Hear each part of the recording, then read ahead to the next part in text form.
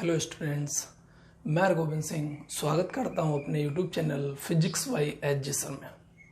आज का हमारा जो टॉपिक है वो हमारा टॉपिक है इक्विपोटेंशियल सरफेसेस। आज हम लोग पढ़ते हैं इक्विपोटेंशियल सरफेसेस क्या है। इसको हिंदी में बोलते हैं हम लोग समविभव पृष्ठ। समविभव पृष्ठ बोलते हैं इसको, ठीक है। अच्छा, इसकी डेफिनेशन समझने से पहले हमें मालूम होना चाहिए इसका कॉन्सेप्ट। तो इसका कॉन्सेप्ट समझते हैं और ध्यान देना इधर। जैसे मान लो अपने पास ये एक इलेक्ट्रिक फील्ड है, ठीक है। हमने मान लिया हमारे पास ये एक क्या है, इलेक्ट्रिक फील्ड है। और एक सरफेस ऐसा है जिसका नाम है एक्स वाई। ये सरफेस का मतलब इस टाइप से, ये आपको दिख रहा है ना, ये इसका पृष्ठ है, ये ऐसा सरफेस, इसको ऐसा रखा हुआ है तो आपको ये दिख रहा होगा, लाइन केवल है ना, ये ऐसा सरफेस है। अच्छा, मैं यहां कंसीडर करता हूं, एक पॉइंट लेता हूं मैं यहां पर ए, जहां पोटेंशियल है वी है। एक दूसरा पॉइंट यहां पर लेता हूं बी, जहां पोटेंशियल है वी बी, ठीक है। अब हम लोग ए से बी जा रहे हैं। कहां जा रहे हैं? ए से बी। ई के लंबवत हैं हम लोग, परपेंडिकुलर है। एक मैंने फॉर्मूला बताया था, V F minus V I is equal to minus E vector dot D R vector, और ये इंटीग्रेशन लिमिट आई से एफ। इस हिसाब से देखो, ए से बी पर जा रहे हैं तो वी बी, क्योंकि फाइनल बी हुआ, इनिशियल ए हुआ, माइनस वी ए बराबर माइनस आई आपका ए से B E D R cos 90। Cos 90 E D R cos 90, क्यों? हम लोग डिस्प्लेस्ड कर रहे हैं ऊपर और ई वेक्टर है ऐसा 90 डिग्री का एंगल, तो ये पोर्शन पूरा जीरो हुआ। क्या वी बी बराबर वी ए आया?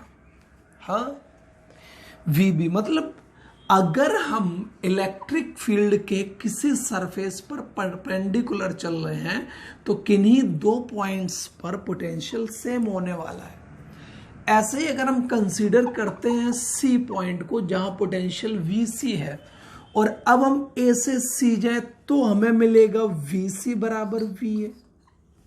क्लियर है? और ऐसे ही अगर मैं कंसीडर करूं डी पॉइंट और यहां पोटेंशियल है वी डी, तब अगर मैं ए से डी जाऊं तो मिलेगा वी डी बराबर वी ए। इन 1, 2, 3 इन तीनों चीजों से ये तो कंफर्म हो रहा है कि V A is equal to V B is equal to V C is equal to V D. यानी कि ये सरफेस पर हम कहीं भी कोई भी अगर पॉइंट ले लें तो उस पॉइंट के हर एक जगह पर, उस हर एक पॉइंट पर पोटेंशियल होने वाला है सेम। कैसा होने वाला है? सेम पोटेंशियल होने वाला है। इसका अर्थ यह हुआ इस सरफेस के हर एक पॉइंट पर पोटेंशियल सेम है, इक्वल है, इसलिए इस सरफेस को बोला जाएगा इक्विपोटेंशियल सरफेस। तो इसकी परिभाषा क्या बनती है? अगर बोर्ड में आती है तो हम लोग क्या लिखेंगे? देखो, परिभाषा क्या बन के आती है कि any surface in electric field which has same electric potential at every point is called equipotential surface। तो आपको यह परिभाषा तब लिख के आनी होगी, ठीक है। अच्छा, चलो भाई, अब हम कुछ इक्विपोटेंशियल सरफेसेस को ड्रॉ कर लेते हैं, ठीक है। टू ड्रॉ इक्विपोटेंशियल सरफेसेस, हम इनको ड्रॉ करते हैं। मतलब क्या है? अगर आपके पास एक कोई पॉइंट चार्ज है, कैसा चार्ज है? पॉइंट चार्ज है, इसकी वजह से आप खींचिए इक्विपोटेंशियल सरफेसेस, है ना। देखो, ये अपने पास एक प्लस क्यू पॉइंट चार्ज है, ठीक है। आपको क्या करना है? आपको एक ऐसा पृष्ठ खींचना है कि उस पृष्ठ के हर एक पॉइंट पर इस प्लस क्यू ने सेम पोटेंशियल बनाया हो। ध्यान देना, प्लस क्यू की वजह से पोटेंशियल होता है 1/4 pi epsilon naught q upon r. अच्छा, हर एक बिंदु के लिए Q तो सेम है ना। अगर हर एक बिंदु, जो भी आप बिंदु ले रहे हो, अगर हर एक बिंदु की इस प्लस Q से R भी सेम हो जाए तो क्या हर एक पॉइंट पर V भी सेम हो जाएगा? हाँ, हो जाएगा। उसके लिए मतलब अब आपके दिमाग में एक बात आ जानी चाहिए, आपको एक ऐसा पृष्ठ खींचना है जिसके हर एक पॉइंट से प्लस Q तक की डिस्टेंस सेम हो। तो वो कैसा खींचना चाहिए? स्फेरिकल। कैसा खींचना चाहिए? स्फेरिकल। ठीक है। अब सर्किल नहीं खींचना है। जनरली ये 3D में होता है, ऐसा नहीं है मैं ये कह रहा हूं हमेशा 2D में ही होता है, 3D में भी होता है और हमेशा ही 3D में होता है, ऐसा भी कोई जरूरी नहीं, लेकिन ज्यादातर किस में होता है? ये 3D में होता है। तो इस प्लस Q की वजह से आप क्या खींचोगे? एक स्फीयर। जैसे कि ये आपने स्फीयर खींच दिया और ये इसके सेंटर पर रखा हुआ है प्लस Q। देखो, मैं अगर इस पॉइंट की बात करूंगा तो इसकी यहां से डिस्टेंस R सेम है कि नहीं? यहां पोटेंशियल कितना होगा? 1/4 pi epsilon not Q upon R। मैं अगर इस पॉइंट की बात करूं तो क्या यहां पर भी पोटेंशियल सेम है? कितना? 1/4 pi epsilon not Q upon R। क्या मैं अगर मैं बात करूं तो क्या यहां पर भी डिस्टेंस सेम है? तो potential 1/4 pi epsilon not Q upon R। तो अब आप देख सकते हो कि एक स्फीयर है, स्फीयर एक गोला है, इस गोले के हर एक पॉइंट पर पोटेंशियल कैसा है? सेम है। तो ये बन जाता है आपका क्या? Equipotential surface. मान लो इस सरफेस पर पोटेंशियल है V1। क्या हम एक और कोई दूसरा सरफेस भी खींच सकते हैं? हाँ, ये लो, दूसरा खींच दिया। इसकी यहां से डिस्टेंस स्मॉल r ले लो। अब इसके हर एक पॉइंट पर पोटेंशियल कितना होने वाला है? 1/4 pi epsilon not Q upon R। ये पोटेंशियल V2 मान लो। मतलब ये हुआ, ये दोनों इक्विपोटेंशियल सरफेस हो गए। ये दोनों इक्विपोटेंशियल सरफेस हुए। इसका अर्थ ये नहीं है कि अगर यहां 10 वोल्ट है तो यहां पर भी 10 वोल्ट। अरे ना भाई, इक्विपोटेंशियल सरफेस की डेफिनेशन क्या होती है? कि ऐसा सरफेस जिसके हर एक पॉइंट पर पोटेंशियल सेम हो। यह परिभाषा थोड़ी होती है कि ऐसे दो सरफेस जिन पर पोटेंशियल सेम हो, ऐसी बात नहीं है। समझ गए ना? तो अगर यहां पर पोटेंशियल V1 है तो यहां पर भी V1, यहां पर भी V1, यहां पर भी V1। अगर यहां V2 है तो यहां V2 रहेगा, यहां V2 रहेगा, यहां V2 रहेगा और यहां V2 आपका रहेगा और यहां पर भी V2 रहेगा। और आप देख सकते हो कि V2 कैसा होगा? छोटा होगा V1 से। अरे भाई, डिस्टेंस बढ़ती जा रही है तो पोटेंशियल ड्रॉप होगा कि नहीं होगा? अच्छा, अगर मैं ऐसे माइनस Q चार्ज ले लूं तो माइनस Q की वजह से भी आप स्फीयर खींचो, कोई दिक्कत वाली बात नहीं है। इस पर पोटेंशियल V1 ले लो और इस पर पोटेंशियल V2 ले लो। अब जब माइनस की वजह से खींच रहे हो तो सपोज दैट यहां पर आपका कितना है? -10 वोल्ट, तो यहां आ जाएगा -8 वोल्ट। अरे डिस्टेंस बढ़ी ना तो ये परिमाण कैसा हो जा रहा है? कम। माइनस की वजह से यहां माइनस माइनस लगा हुआ है। तो ये आपका V1 है, ये V2, और माइनस की कंडीशन में V2 is greater than V1। मतलब यहां पर भी कितना होने वाला है? V1, यहां पर भी V1, यहां पर भी V1, यहां पर भी V1, यहां पर V2, इस जगह पर भी V2, इस जगह पर भी V2, इस जगह पर भी V2। ये आपका इक्विपोटेंशियल सरफेस हमने खींच दिया है पॉइंट चार्ज की वजह से। एक प्लस Q और माइनस Q दोनों की वजह से। ज्यादा कंफ्यूजन होने वाली बात नहीं है, बस इस फॉर्मूले को देख करके हमने ये सरफेस खींचे गए हैं। ठीक है। अब इसके बाद में हम खींचते हैं इलेक्ट्रिक पोटेंशियल। जो आपके इक्विपोटेंशियल सरफेसेस हैं वो हम खींचेंगे। किसकी वजह से? ध्यान दो, किसकी वजह से? लीनियर चार्ज की वजह से। लीनियर चार्ज की वजह से। देखो भाई, ये अपना एक तार है कोई, जिस पर प्लस प्लस Q चार्ज फैला हुआ है। ठीक है। आपको इस पूरे चार्ज की वजह से एक ऐसा सरफेस खींचना है जिसके हर एक पॉइंट पर पोटेंशियल सेम हो। फिर वही बात, V बराबर में K Q अपॉन R। इसके हर एक छोटे छोटे पार्टिकल्स को क्या मान लो? Charge dQ। और मान लो यहां स्मॉल r डिस्टेंस पर तुमने पोटेंशियल निकाला, कितना? V1 है। तो ऐसे ही यहां पर बहुत सारे टुकड़े करते जाओ, डी क्यू, बहुत सारे पॉइंट डी क्यू, और सबके यहां पर आर डिस्टेंस पर अगर आप पोटेंशियल निकालते जाओगे तो वो पोटेंशियल कितना मिलेगा, V1 V1 V1 V1 V1, ऐसे इस तरफ भी। तो अब आप ये सोचो, इस पर चार्ज प्लस क्यू है, आपने इधर तो निकाल लिया V1, फिर इधर भी V1, इधर भी V1, इधर भी V1, इधर भी V1, इधर भी V1, इधर भी V1, ऐसा पूरे वायर पे करोगे तो कुछ याद आया, क्या बनेगा, सिलेंडर। क्या बनेगा, सिलेंड्रिकल इक्विपोटेंशियल सरफेस आप खींचोगे। किसकी वजह से, लीनियर चार्ज की वजह से आप सिलेंड्रिकल इक्विपोटेंशियल बनेगा। पॉइंट चार्ज की वजह से स्फेरिकल, लीनियर चार्ज की वजह से सिलेंड्रिकल।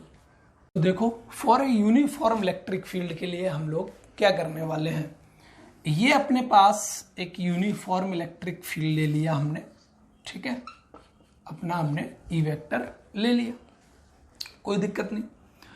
अब आप क्या करिए, एक ऐसा पोटेंशियल, एक ऐसा सरफेस इस पर खींचो कि जिसके हर एक पॉइंट पर पोटेंशियल सेम हो। तो ये जो इलेक्ट्रिक फील्ड है वो किसी ना किसी इस चार्ज ने तो बनाया ही होगा। अब पोटेंशियल हर इस पॉइंट पर जैसे आपको यहां पर सेम रखना है, तो ये डिस्टेंस r और ये q, यहां पोटेंशियल v है। अगर यही डिस्टेंस मैं यहां पर ऐसे ले लेता हूं, है ना, तो ये डिस्टेंस भी इसकी यहां से आ रहा है, तो यहां पर भी पोटेंशियल कैसा होने वाला है, v। और ऐसे में अगर यहां से ले लूं तो भी v। मतलब क्या हुआ, क्या खींचोगे आप, देखो एक प्लेन सरफेस, क्या खींचोगे आप, एक प्लेन सरफेस। तो आप यूनिफॉर्म इलेक्ट्रिक फील्ड में हम एक प्लेन सरफेस जो खींचते हैं वही इक्विपोटेंशियल सरफेस बन जाता है। सपोज दैट इस पर पोटेंशियल है V1 और इस पर पोटेंशियल कितना है, V2 है। अब आपको मैं पूछ रहा हूं कि ये आप मुझे ये बताइए कि V1 बड़ा होगा कि V2 बड़ा होगा। तो मैंने आपको एक जब मैं डेरिवेशन करवा रहा था, VF minus VI is equal to minus I to F limit integration E vector dot dr vector, मैंने आपको बताया था ये माइनस क्या बताता है, ये माइनस ये बता रहा है कि इलेक्ट्रिक फील्ड की डायरेक्शन में जाने पर पोटेंशियल ड्रॉप होता है, मतलब ये कम है और ये ज्यादा है। तो आप लिख सकते हो कि V2 is less than V1। तो ये था अपना यूनिफॉर्म इलेक्ट्रिक फील्ड में क्या खींचना, इक्विपोटेंशियल सरफेसेस। देखो, पॉइंट चार्ज की वजह से स्फेरिकल होता है, लीनियर चार्ज की वजह से सिलेंड्रिकल होता है, और यूनिफॉर्म इलेक्ट्रिक फील्ड में जो आपका सरफेस होता है वो प्लेन होता है, ठीक है। और अब हम लोग बात करने वाले हैं प्रॉपर्टीज ऑफ इक्विपोटेंशियल सरफेस। पहली प्रॉपर्टी है अपनी, no work done by electric force in moving a test charge over an equipotential surface. आप एक बात गौर से सोचो, जैसे ये मान लो अपने पास एक इक्विपोटेंशियल सरफेस है, इस पर मैंने दो पॉइंट कंसीडर किए, एक ये A किया और एक ये मैंने B किया, ठीक है। यहां पोटेंशियल V है और यहां पोटेंशियल VB है। अब क्या VA बराबर VB होना है, हाँ, क्यों, इक्विपोटेंशियल सरफेस है। अब आपने फॉर्मूला पढ़ा होगा, अगर हम A से B पर जाते हैं तो VF minus VI is equal to minus W external upon Q0, है ना। तो यहां पर VB minus VA is equal to minus W external upon Q0, ये दोनों बराबर हैं, तो इन दोनों का अंतर 0 बराबर माइनस W एक्सटर्नल बटे Q0। तो यहां पर W एक्सटर्नल कितना आया भाई, 0। और मैंने आपको बताया था कि W एक्सटर्नल बराबर माइनस W इलेक्ट्रिक फोर्स, तो W इलेक्ट्रिक की वजह से कितना आने वाला है, 0। तो देखो ध्यान से, इक्विपोटेंशियल सरफेसेस पर एक्सटर्नल फोर्स द्वारा भी या एक्सटर्नल फैक्टर द्वारा भी वर्क डन 0 होता है और इलेक्ट्रिक फोर्स द्वारा भी वर्क डन 0 होता है। अब ये बात मैंने समझाई आपको एक प्लेन सरफेस को लेकर के। अगर मैं यही बात आपको समझाता हूं एक सर्कुलर सरफेस लेकर के, सपोज दैट जैसे ये है, तो यहां पर ये पॉइंट आपका कितना ले लिया मैंने, A ले लिया और ये B ले लिया। यहां पर पोटेंशियल A आपका VA है और यहां पर पोटेंशियल VB है, ठीक है।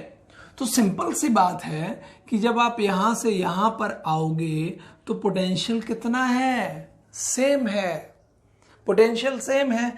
फिर से यही वीबी माइनस वी ए बराबर 0, फिर से वही W electric is equal to 0 होने वाला है।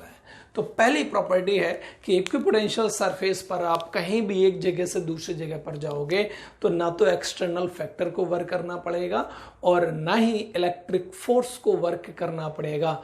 रीजन है, दो पॉइंट्स के बीच पोटेंशियल डिफरेंस हमेशा कैसा रहता है, 0 रहता है।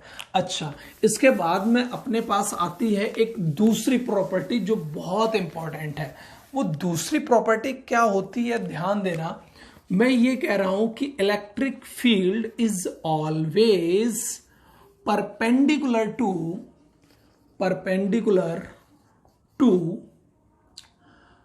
Equipotential surface. ई वेक्टर जो होता है वो हमेशा इक्विपोटेंशियल सरफेस के परपेंडिकुलर होता है। कैसे, ये बात जान लेते हैं अभी हम लोग। देखो, एक बात समझो कि VF minus V I is equal to minus I से F integration E vector dot D R vector, है ना। अगर मैं इंटीग्रेशन हटा दूं तो यहां पर मैं क्या लिख दूंगा, डीवी, और minus E vector dot D R vector. DV क्या है, पोटेंशियल डिफरेंस, है ना। अब ये इक्विपोटेंशियल सरफेस पर कैसा होने वाला है, 0 बराबर 0 माइनस ई वेक्टर। अब यहां पर देखो ई डी आर कॉस थीटा, ये पूरा तो कॉस थीटा बराबर में कितना हुआ, 0, तो थीटा बराबर 9। तो देखो डी आर कहां पर होता है, सरफेस पर, और ई डी आर कहां होता है, सरफेस पर। मतलब सरफेस और ई दोनों कैसे हैं, परपेंडिकुलर। ये बात यहां पर प्रूफ हो जाती है। कुछ समझे या नहीं? तो हमेशा ध्यान रखना कि electric field is always perpendicular to the equipotential surface.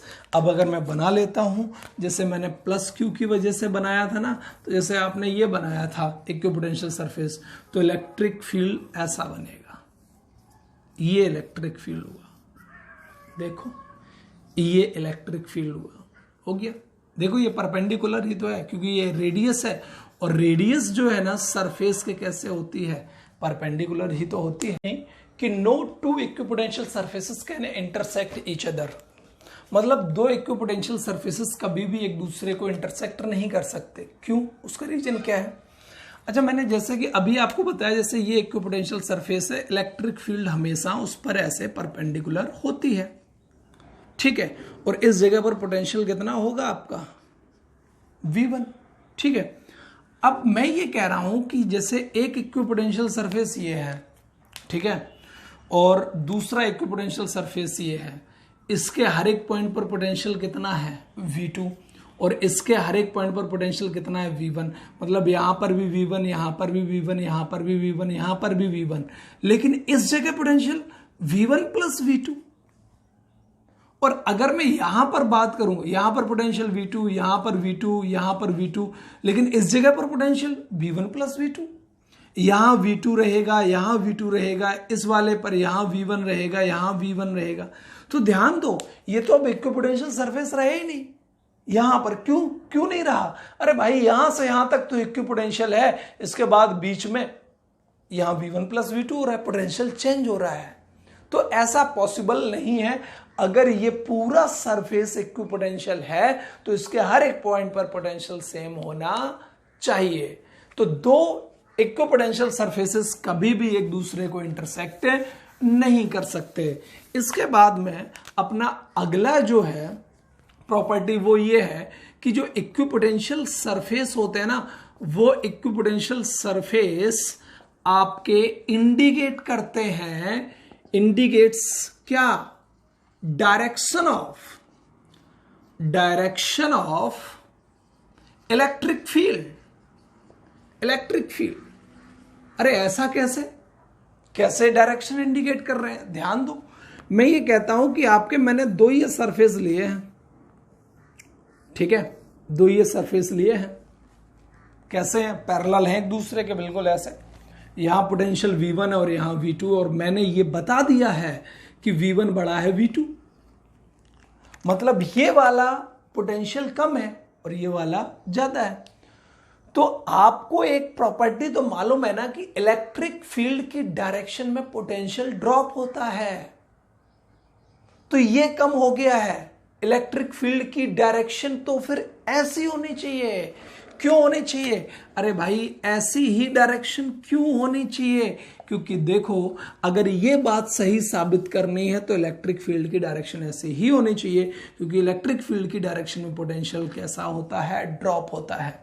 अगर मैं एक बात कर लेता हूं, मैंने ये बोल दिया यहां पर ये अपने दो पोटेंशियल सरफेस हैं और यहां पर ये V1 है और ये V2। अब मैं बोल रहा हूं कि V2 is greater than V1, मतलब ये बड़ा है ये छोटा है, तो इलेक्ट्रिक फील्ड की डायरेक्शन अब इधर हो जाएगी। ऐसे ही आप चाहो तो इक्विपोटेंशियल सरफेस कैसे ले लेना? स्फेरिकल, उसमें भी यही बात समझ में आ जाएगी।